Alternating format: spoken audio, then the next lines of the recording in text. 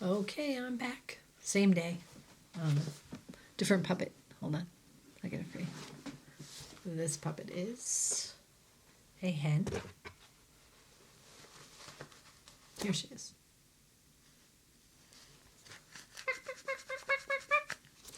Okay. So I really do have a lot of puppets.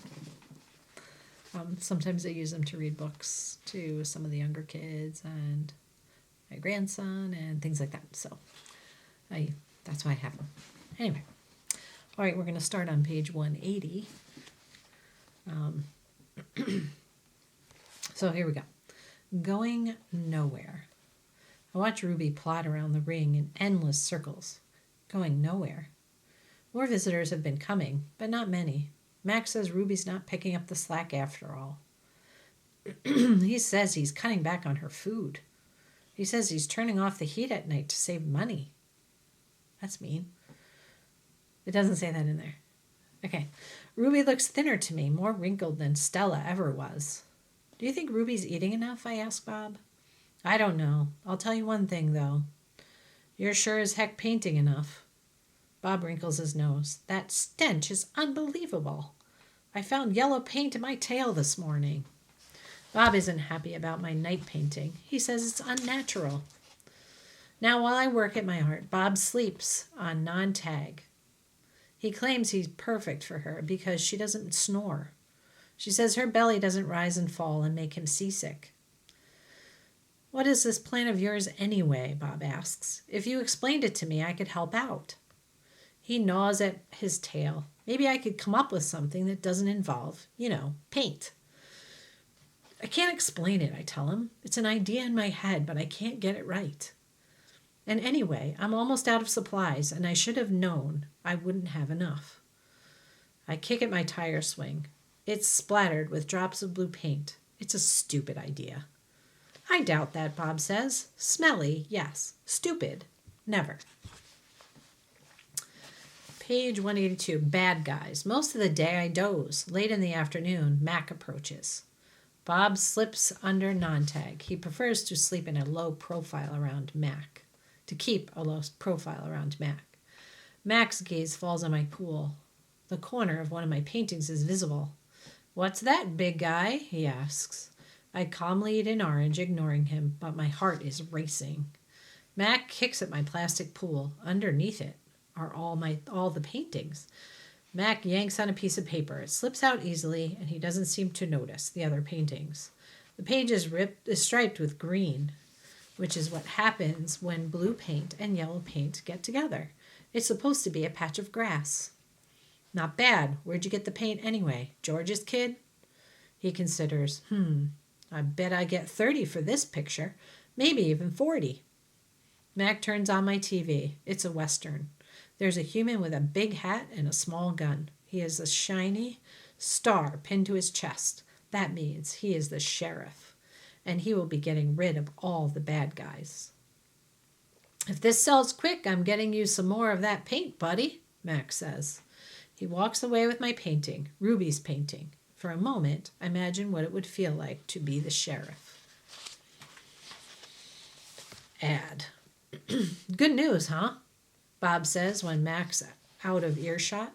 Looks like you might be getting some more supplies. I don't want to paint for Mac, I say. I'm painting for Ruby. You can do both, Bob says. You're an artist after all. While I watch the movie, I try to come up with a new hiding place for my paintings. Maybe, I think, I could fold them once they're dry and stuff them into knot tag. It's a long movie. At the end, the sheriff marries the woman who owns the salon, which is the watering hole for humans, but not horses. It's been a long time since I've seen a Western that was also a romance. I like that movie, I say to Bob. Too many horses, not enough dogs, he comments. An ad comes on. I don't understand ads. They're not like Westerns, where you know the bad guy is supposed to be, and they're hardly ever romantic unless the man and woman are brushing their teeth before they face lick. I watch an ad for underarm deodorant. How do you know who's who if they don't smell? I ask Bob. Humans reek, Bob replies. They just don't notice because they have incompetent noses. Another ad comes on. I see children and their parents buying tickets, like the tickets Max sells. They laugh, enjoying their ice cream cones as they walk down a path. They pause to watch two sleepy-eyed cats, huge and striped, dozing in long grass. Tigers. I know because I saw them on a nature show once. Words flash on the screen, accompanied by a drawing of a red giraffe. The giraffe vanishes, and I see a human family staring at another kind of family. Elephants, old and young. They are surrounded by rocks and trees and grass, and room to wander. It's a wild cage, a zoo. I see where it begins and where it ends. The wall that says you and this. Wait a minute. The wall that says you are this and we are that, and that is how it will always be. It's not a perfect place. Even in just a few fleeting seconds on my TV screen, I can see that. A perfect place would not need walls. But it's the place I need. I gaze at the elephants, and then I look over at Ruby, small and alone. Before the ad ends, I try to remember every last detail. Rocks, trees, tails, trunks. It's the picture I need to paint. So now we're on page 188. Imagining. It's different now when I paint. I'm not painting what I see in front of me, a banana, an apple. I'm painting what I see in my head, things that don't exist, at least not yet. Knot tag. I pull out knot tag's stuffing. Carefully, I fill her with my paintings, hiding them so Mac won't sell them. She's large, bigger than Bob, but I still have to crumple a few of them. Bob tries to settle on her for a nap. You've killed her, he complains.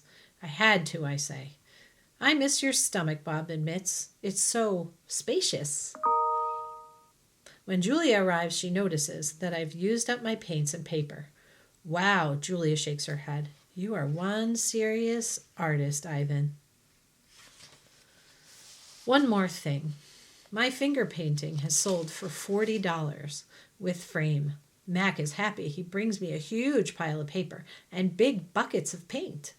Get to work, he says. I paint for Mac during the day and for Ruby at night. I nap when I can. But my nighttime picture isn't quite right. It's big, that's for sure. When I place all the pieces on the floor of my cage side by side, the cement is almost completely covered. But something is still missing. Bob says I'm crazy. There's Ruby, he says, pointing with his nose. There's the zoo. There are other elephants. What's wrong with it? It needs one more thing, I say. Bob groans. You're being a temperamental artist. What could be missing? I stare at the huge expanse of colors and shapes. I don't know how to explain to Bob that it isn't done yet. I'll just have to wait, I say at last. Something will come to me, and then I'll know my painting is finally ready. Page 193, the 7 o'clock show. During the last show of the day, Ruby seems tired. When she stumbles, Mac reaches for the claw stick. I tense, waiting for her to strike back. Ruby doesn't even flinch. She just keeps plodding along, and after a while, Snickers jumps onto her back. 12. I lie in my cage with Bob on my stomach. We are watching Julia do her homework. She doesn't seem to be enjoying it. I can tell because she is sighing more than usual. Again, for the 100th time, or maybe 1,000th, I wonder what is missing from my painting. And for the 100th time, maybe the 1,000th, I don't have an answer. Dad, Julia says, as George passes by with a mop, can I ask you a question? May I, George corrects. Ask away. Julia glances down at her piece of paper.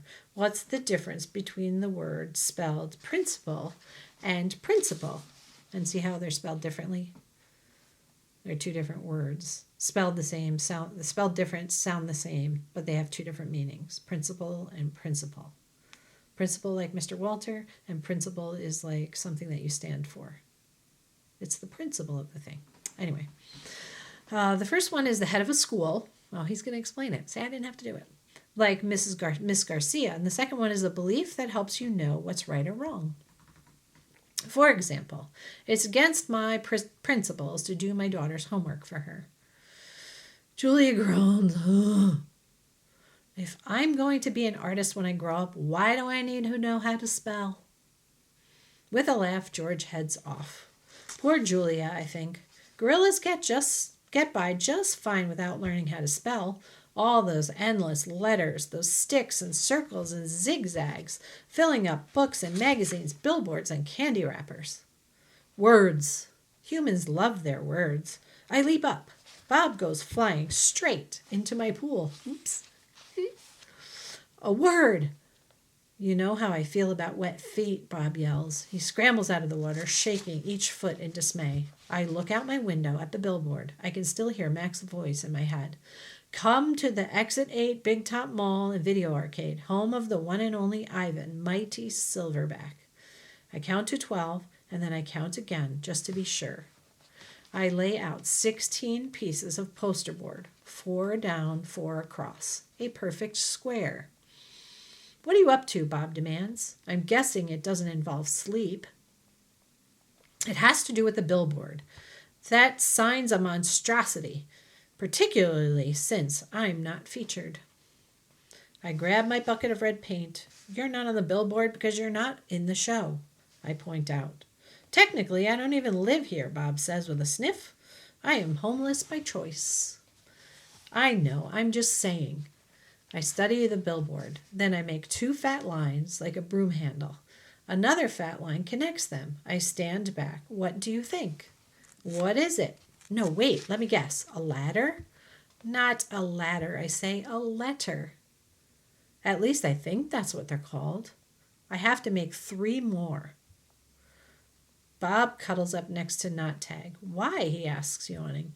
Because then I'll have a word, a very important word. I dip my fingers into the paint. What word? Bob asks. Home. Bob closes his eyes.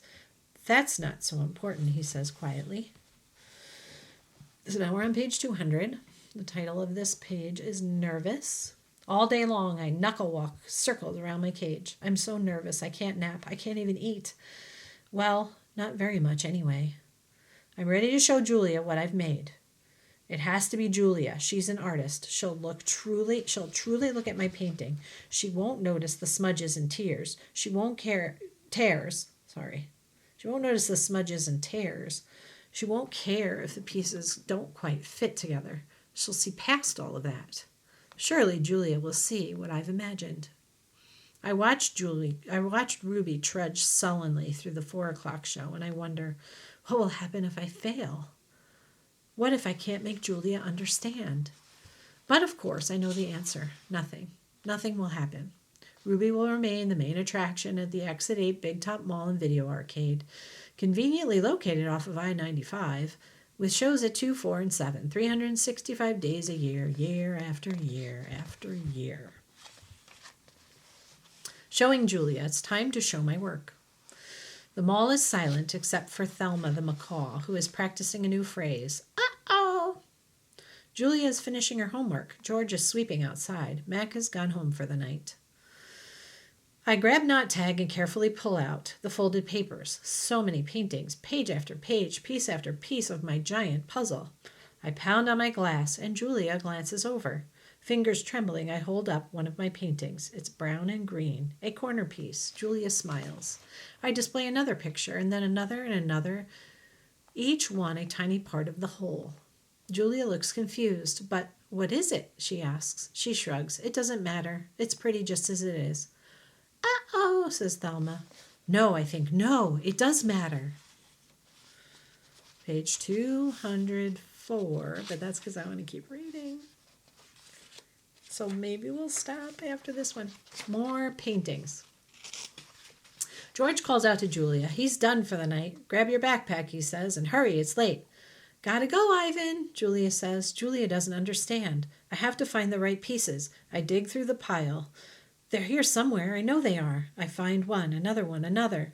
I try to hold 4 of them up against the glass. Bob, I say, help me, hurry. Bob grabs paintings in his teeth and drags them to me. One by one, I shove pictures through the window crack. They crumple and tear. There are too many pieces. My puzzle is too big. Careful, Ivan, Julia says. Those might be worth millions someday. You never know. She arranges the painting into a neat stack. I suppose Mac's going to want to sell these at the gift shop. She still doesn't understand. I shove more out the hole, more and more, all of them, one after another. So Ivan's been painting, has he? George says. He puts on his coat. A lot, says Julia with a laugh. A whole lot. You're not making taking all those home with you, are you? George asks. I mean, no offense to Ivan, but they're just blobs. Julia thumbs through the towering stack of paintings. They might not be blobs to Ivan. Let's leave those by the office, George suggests. Mac will want to try selling them, although why anyone would want to pay $40 for a finger painting a 2-year-old could do, I don't know. I like Ivan's work, Julia says. He puts his feelings into them. He puts his hair into them, George says. Julia waves goodbye. Night, Ivan. Night, Bob. I press my nose against the glass and watch her walk away. All my work, all my painting, wasted. I look at Ruby sleeping soundly, and suddenly I know she'll never leave Big Top Mole. She'll be here forever, just like Stella. I can't let Ruby be another one and only.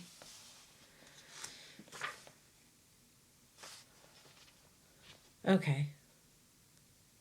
I know I don't want to stop, but we'll stop there for this section. Okay? And then we'll do some more. Okay. See you.